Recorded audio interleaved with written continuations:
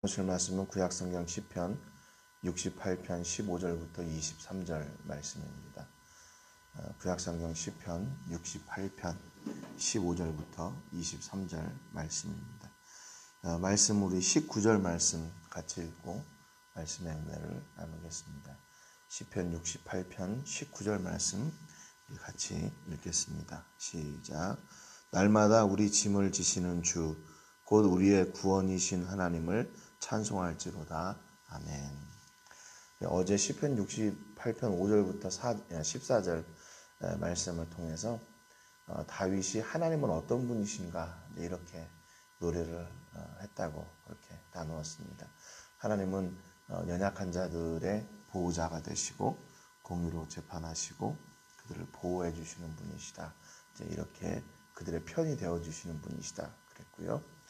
말씀을 주시고 대적들을 물리치시는 하나님이시고 또 하나님의 자녀들이 마땅히 받아야 할 복을 허락하시고 또 그걸 기억하시고 그 복을 누리게 하시는 하나님이시다. 이렇게 말씀을 같이 나눴습니다.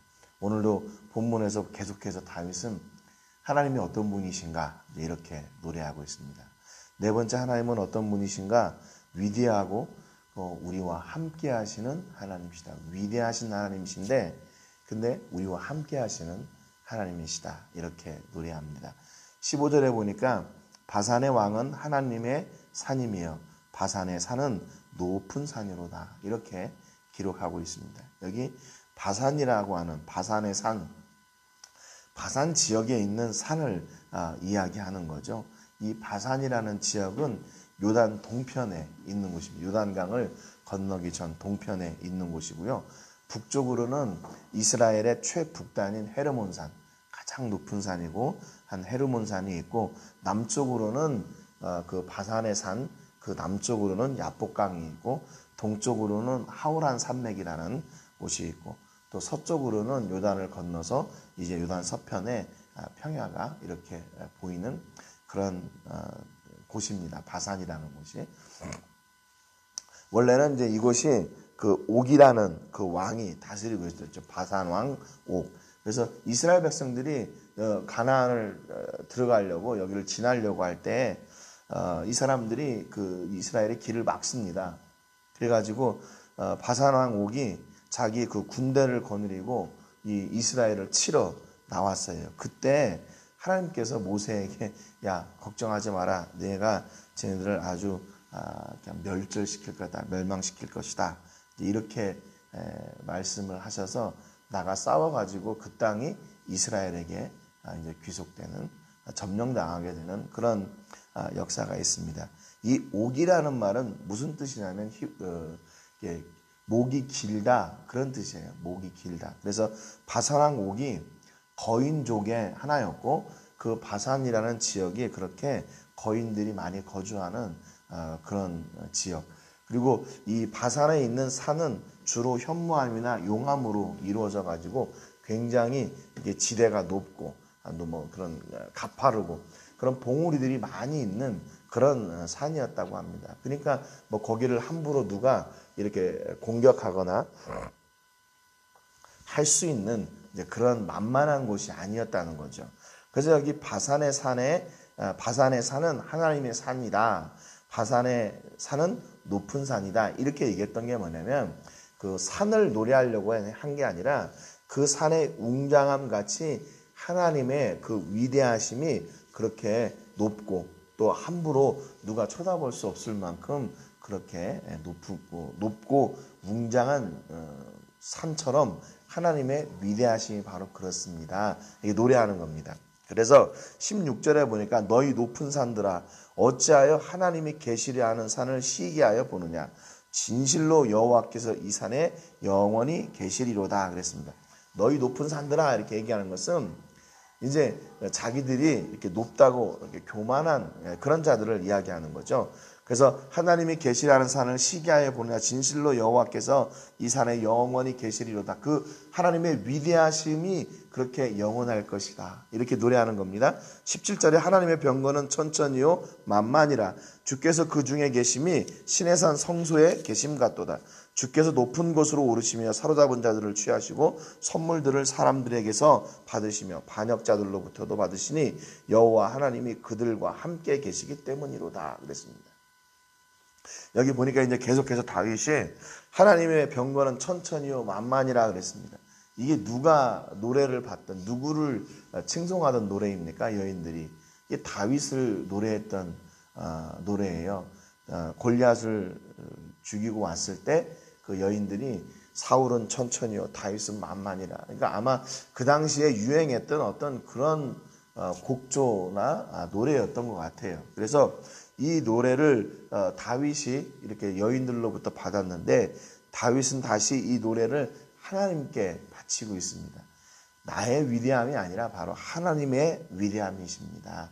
하나님의 병거가 천천히요 만만, 그렇게 강하고 그렇게 웅장하고 그렇게 위대한 분이십니다.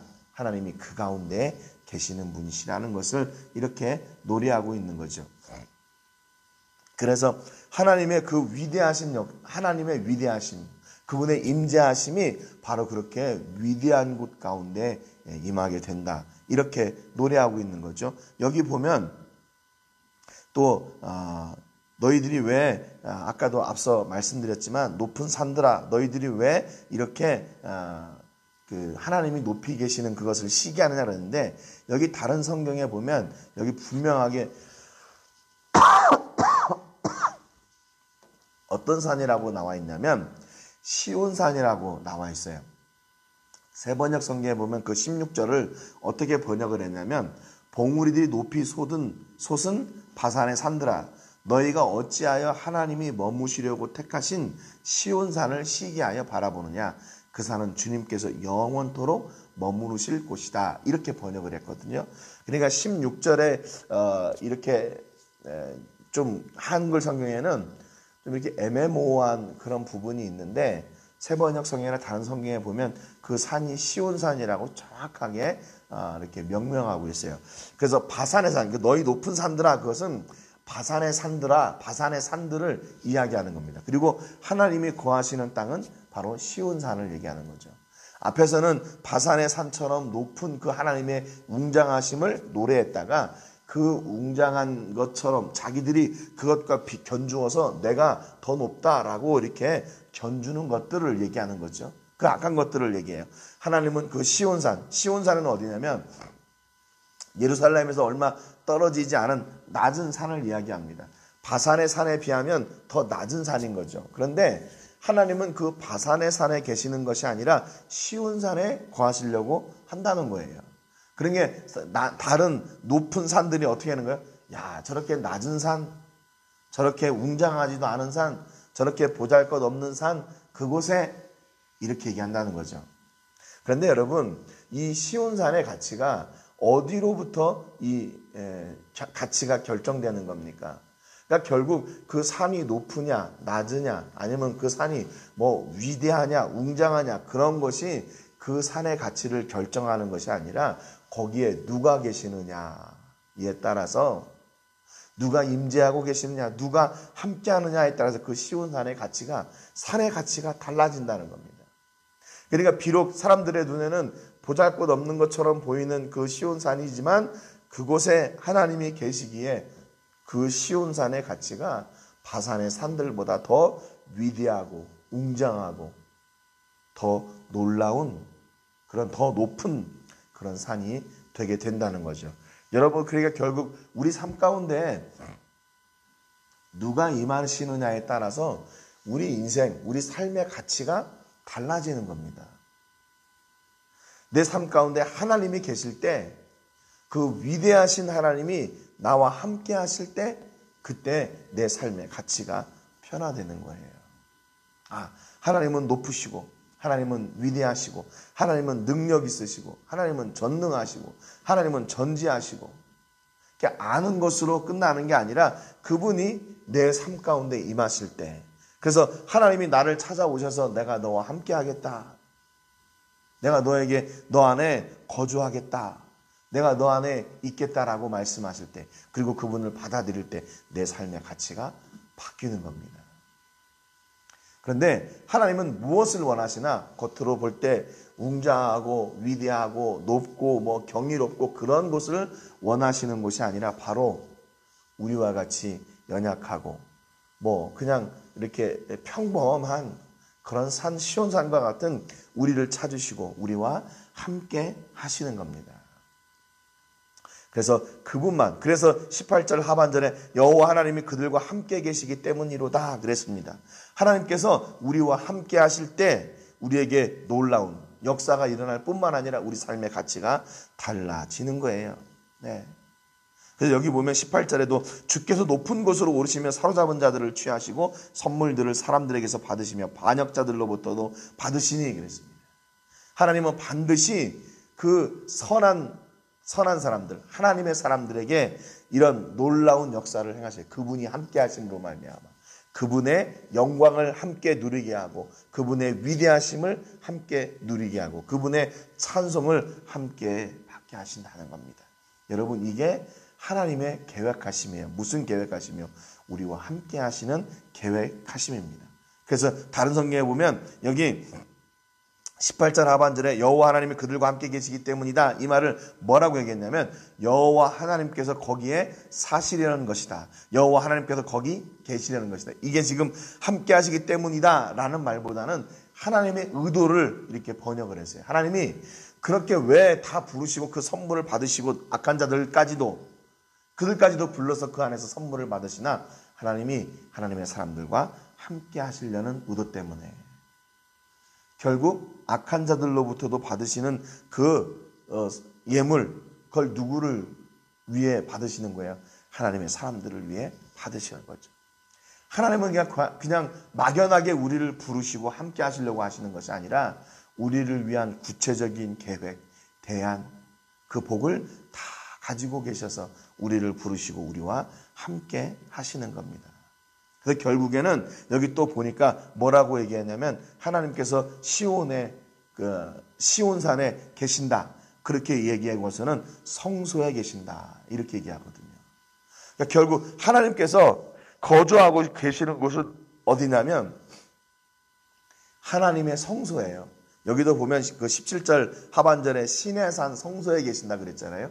바산의 산에서 시온산에서 그리고 시내산에서 그리고 성소에서 하나님은 계속해서 우리가 가야 될 길이 어디인가, 우리가 머물러야 될 곳이 어디인가, 하나님이 계신 곳이라는 사실을 늘 이렇게 말씀해 주시는 거예요. 하나님이 시온에 계시면 우리가 그곳이 함께 하는 곳이고 또 시내산에 계시면 시내산에 함께 해야 되고 하나님이 성소에 계신다면 우리는 그곳에 함께 해야 됩니다.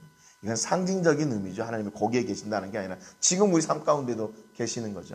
그러니까 지금은 우리가 마음의 문을 열고 내 인생에서 그분을 모시고 그분과 함께 살아야 되는 겁니다. 그래서 하나님은 위대하신 하나님이시지만 어떤 하나님이세요?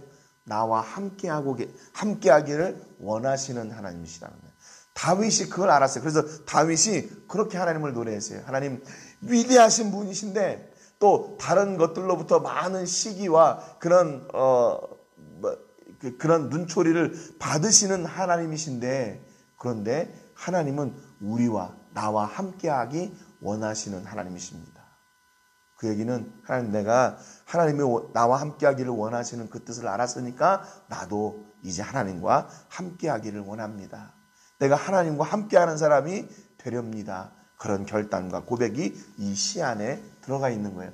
참 다윗이 이 시를 우리가 이렇게 하나하나 좀 세부적으로 이렇게 해석을 해 나가니까 참 이 시를 그냥 아무렇게나 막연하게 지은 것이 아니라 이거 전부 다 그렇게 생각을 하고 지은 거라는 것을 더 확실히 알게 되는 거예요.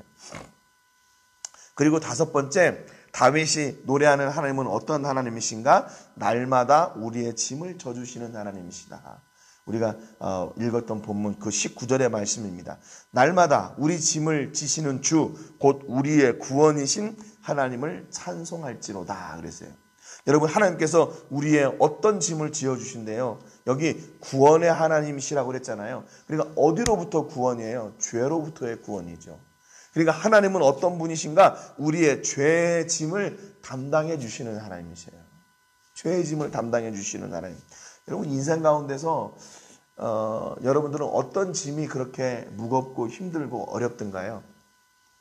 뭐 내가 먹고 살아야 되는 거, 아니면 내가 미래를 어떻게 계획하고 준비해야 되는 거, 뭐 사업하는 일들, 많은 일들이 있겠죠. 그런데 우리 가슴에 우리가 만약에 우리 안에 예수님을 모시고 있다면 우리 안에 가장 큰 짐은 뭐냐면 죄의 짐이에요.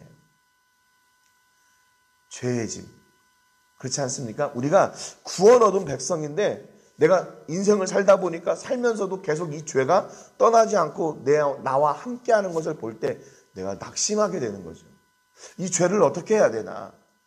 이 죄 문제를 어떻게 해야 되나? 내가 어떻게 이 죄와 분리된 단절된 좀 삶을 살 수 있을까? 고민하고 그거로 인해 늘 기도하고 가슴 아파하는 때가 많이 있죠. 근데 여러분 그 죄의 짐, 그 죽음의 짐을 이기는 것은 뭐냐면 바로 우리 하나님이시라는 거예요. 그래서 우리가 죄의 짐을 갖고 고민하고 있을 때 하나님이 그것을 해결해 주세요. 우리는 어떻게 해결받습니까? 예수님의 이름으로 회개하고 기도함으로 그 죄의 짐을 우리가 벗게 되는 거죠. 20절에도 보니까 하나님은 우리에게 구원의 하나님이시라 사망에서 벗어남은 주 여호와로 말미암거니와 그래요. 여기도 보니까 죽음에서 벗어난다고 그랬잖아요. 그 사망의 짐을 하나님께서 벗겨주시고 우리가 그 사망의 위기와 위협으로부터 자유함을 누리게 되는 거죠. 그래서 결국 예수님을 보내주셔서 그 사망의 권세를 이기신 첫 번째 열매를 맺게 하셔서 우리로 말미암아 그 사망을 두려워하지 않는 자가 되게 한 겁니다. 여러분, 그러니까 예수님이 부활하신 것처럼 우리도 부활할 것이라는 그 소망 때문에 우리가 죽음을 두려워하지 않게 되는 거죠. 그래서 하나님은 어떤 분이신가? 사망의 짐을 벗게 하신 분. 사망의 그 두려움의 짐을 벗게 하신 분이래요. 21절에 보니까 그의 원수들의 머리 곧 죄를 짓고 다니는 자의 정수리는 하나님이 쳐서 깨뜨리시리로다 그랬어요. 원수들을 상대해야 되는 짐, 우리를 공격하는 그 악한 세력들을 어떻게 해야 되나 하는 그런 두려움, 그런 짐에서 우리를 벗어나게 해주시는 분이 하나님이시다 그래요. 그의 원수들의 머리 곧 죄를 짓고 다니는 자의 정수리는 하나님이 쳐서 깨뜨린다는 거죠. 우리의 대적을 누가 대항해 주세요? 하나님이 대항해 주세요. 어떻게 해요? 앞서 나가서, 어제도 말씀드렸지만 다윗이 그런 고백을 했잖아요. 하나님께서 이스라엘 백성들 광야 진행할 때 앞서 나가서 행하셨다. 그런 고백을 했잖아요. 오늘 하나님께서 우리의 원수들을 어떻게 대처해 주세요? 앞서 나가서 그들을 대처해 주세요. 그들을 대적하시고 그들을 무찌르시고 그 원수들이 공격하는 그런 위험과 두려움에서 그 짐에서 우리를 벗겨주시는, 자유케 하시는 바로 하나님이시래요. 22절 보니까 주께서 말씀하시기를 그래요. 22절 23절에 다윗이 노래하는데 어떤 노래를 하냐면 하나님이 다윗에게 주신 말씀을 노래해요. 첫 번째 어떤 말씀을 주셨냐면 내가 그들을 바산에서 돌아오게 하며 그랬어요. 여기 그들이란 말은 누구냐면 원수들을 이야기합니다. 원수들. 두 번째, 바다 깊은 곳에서 도로 나오게 하고 내가 그들을 심히 치고 그들의 피에 네 발을 잠그게 하며 내 집의 개의 혀로 내 원수들에게서 제 분깃을 얻게 하리라 그랬어요. 이게 무슨 얘기냐면 하나님께서 나를 대적하는, 다윗을 대적하는 원수들을 반드시 다 데려오시겠대, 부르시겠다는 거예요. 바산에서 데려오고 깊은 바다 속에서 그들을 데려오겠다 그 말이에요. 그래서 결국 어떻게 하겠냐면 그들의 피에 내 발을 잠그게 하면, 이게 정말 얼마나 두려운 이야기입니까?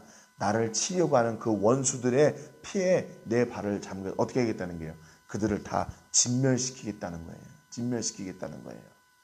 이거 뭐냐면 하나님의 약속하심을 지금 다윗이 이렇게 하나님이 내게 이렇게 말씀하셨습니다. 그러면서 그걸 노래하는 거예요. 하나님 그 약속하신 거 기억하시지요? 나를 대신해서 그 원수들을 다 물리치겠다는 그 약속 기억하고 계시지요? 그런데 하나님은 이 말씀을, 이 약속을 어떻게 하셨나? 말씀으로 하셨어요. 말씀.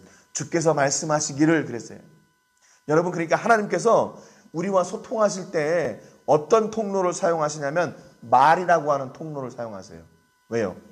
우리가 가장 이해하기 쉽고 우리가 가장 확실한 방법을 선택해 주신 거죠. 만약에 하나님이 기뻐하시는 방법, 그냥 뭐 텔레파시라든지 아니면 자연 현상의 이상한 현상들을 통해서만 우리에게 말씀하신다면 여러분, 우리가 그 하나님의 역사를 얼마나 알아듣겠어요? 얼마나 이해하겠어요? 여러분, 지금도 하나님의 역사가 우리 삶 가운데 풍성하게 있다는 사실을 알고 있잖아요. 그런데 그 아는 범위가 얼마나 큽니까? 얼마 잘 몰라요. 그런 것들 왜냐하면 우리에게 그거는 친숙한 방법이 아니에요. 친숙한 방법이 아니에요. 그래서 전쟁할 때는 그래서 적군이 알아듣지 못하도록 그 암호 뭐 그런 걸 사용하잖아요. 알아듣지 못하게 하기 위해서. 그런데 하나님은 우리에게 어떻게 소통하시냐면 말씀을 통해서 소통하세요. 왜냐하면 그것이 우리의 바로 소통 방법이기 때문에 우리 인간들이 사용하는. 그래서 하나님은 우리에게 말씀하시는 하나님이에요. 우리에게 가장 정확하게 하나님의 뜻을 전달하시고 우리에게 가장 확실하게 하나님의 뜻을 알려주시는 거죠. 그래서 그 정확한 그 말씀을 다윗이 오늘 듣고 그 말씀을 이렇게 노래한 거죠. 이거는 뭐 내가 이렇게 앞으로 쓸 테니까 네가 받아 적어라, 그것보다는 다윗의 삶 가운데 역사하시는 그 하나님의 말씀을 이렇게 하신 것처럼 그렇게 한 거겠죠. 그러나 그것이 막연한 말씀이 아니라 정확한 말씀이라는 거예요. 정확한 말씀. 원수들을 어디에 있든지 그들이 피해서 바다 깊은 곳에서 도망해가지고 하나님의 낯을 피하고 도망하려고 하는 그곳에 있다 할지라도 그들을 데려오겠다, 그 말이에요. 이 나오게 하고 그 말은 더 원어의 강한 뜻은 뭐냐면 내가 직접 데려오겠다, 그 말입니다. 돌아오게 하며 그것도 역시 마찬가지로 데려온다는 뜻이에요. 하나님이 친히 악인들을 다 찾아가셔서 그들을 데려오겠대. 어디 앞에? 의인들 앞에. 그리고 그 앞에서 진멸하시고 그들의 피로 그 의인들의 발을 잠그게 하겠대. 좀 무지막지한 것 같지요? 그런데 하나님의 뜻은 의인들을 위한, 하나님의 백성들을 위한 뜻이 바로 이렇다, 그 말입니다. 말씀하시는 하나님을 노래했어요. 여러분, 오늘도 여러분의 삶 가운데서 다윗이 고백했던 이 하나님이 여러분의 삶 가운데 충만하시는 은혜가 있기를 주님의 이름으로 축복합니다. 하나님은 어떤 분이신가? 높은 분이세요. 위대하신 분이세요. 그런데 나와 함께하기 원하시는 하나님이십니다. 또 하나님은 어떤 분이신가? 우리의 모든 짐을 대신 져주시는 분. 죽음의 위기, 원수들의 위협, 그 모든 것들을 다 해결해 주시는 분. 또 우리 삶 가운데서 우리를 대신하여 싸우시고 원수들을 대적하여 그들을 진멸하시는 하나님이심을 이렇게 오늘도 다윗이 노래했던 것처럼 여러분의 삶 가운데 경험하시고 그 하나님을 찬송하는 여러분 되시기 바랍니다. 특별히 하나님께서 주시는 말씀을 기억하고 그 말씀을 여러분의 삶 가운데 새기고 그 말씀의 은혜가 충만한 여러분 되시기를 주님의 이름으로 축복합니다. 오늘 세계를 부으며 기도할 때는 우리 세계를 부으면 로뎀교회를 위해서 기도해 주시기 바랍니다. 로뎀교회가 어려운 시기에 시작이 되었어요. 그럼에도 불구하고 그 교회를 통해서 그 지역에 어려운 시기이지만 하나님의 사랑과 그 하나님의 은혜를 전하는 통로가 되게 하신 것을 감사하고 또 그 교회를 통해서 그 지역에 생명의 복음, 또 하나님의 사랑, 그 구원의 역사가 선포되는 놀라운 은혜가 있기를 위해서 기도해 주시고요.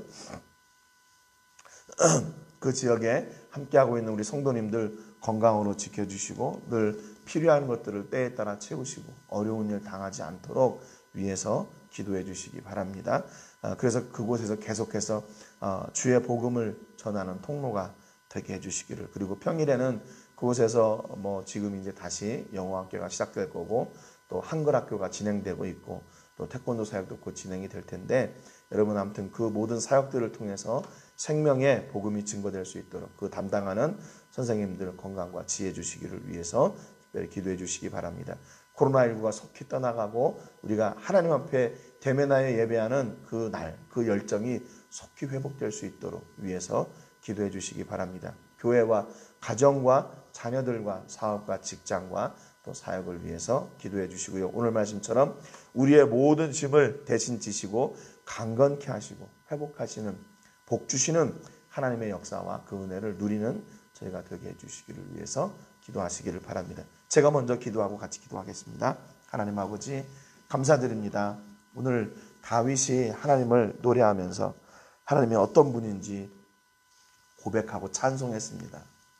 하나님은 위대하신 분이시지만 우리와 함께하기 원하시고 우리와 함께 하셔서 우리를 보호하시고 우리의 필요한 모든 것들을 채워주시는 하나님이심을 저희가 같이 나눴습니다. 인생을 살다 보면 우리가 져야 될 짐들도 많이 있고 영적인, 육적인 문제들과 어려움 앞에 당면할 때 우리는 두려워하고 낙심하게 될 수밖에 없는 그런 연약한 자들입니다.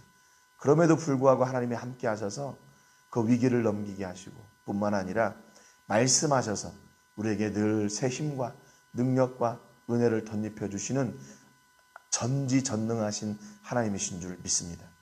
하나님 오늘도 우리 삶 가운데 이런 놀라운 하나님의 은혜와 역사가 넘쳐나게 하여 주셔서 하나님이 나의 아버지이심이 선포되고 증거되고 증명되게 하시며 그 하나님이 함께 하실 때 주시는 그 풍성한 은혜와 복이 우리 삶 가운데 넘쳐나게 부족함이 없도록 은혜와 복을 더하여 주옵소서. 오늘 우리 성도님들 가정과 자녀들과 사업과 직장과 또 우리 사역을 기억해 주시고 어디에 있든지 늘 성령의 은혜가 충만한 우리 모든 식구들 다 되게 해 주옵소서. 아프지 않게 하시고 낙심하지 않게 하시고 담대하게 하셔서 하나님의 은혜만 하나님만 구하고 누리는 저희들 되게 해 주옵소서. 영광을 하나님께 드리며 예수님의 이름으로 기도합니다. 아멘. 우리 같이 기도하겠습니다.